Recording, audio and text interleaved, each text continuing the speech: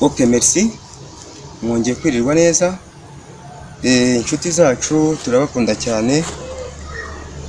Niyo mpamvu kuri uno munsi muri iki gice cyacu, muri scenario yacu, uyu munsi twifuje kuba twarambura ingingo zacu, cyane cyane dukoresha igice cy'amaboko mu rwego rwo kuyagorora dukoresheje kano gakoresho mubona ka nunchako.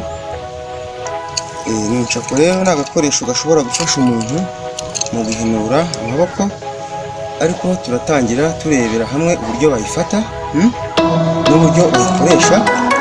Nunchako ushobora rwose gukoresha amaboko yawe igice cyawe cy'umubiri, ugafata nunchako uyifatiye imbere. Ushobora nanone kuyifatira inyuma, ukaza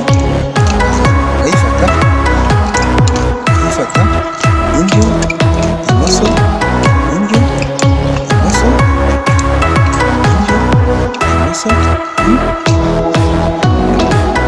Ushobora nanone gufata nunchako yawe ukareba uburyo ki ushobora kuyikuramo mu gihe ufite nunchako yawe.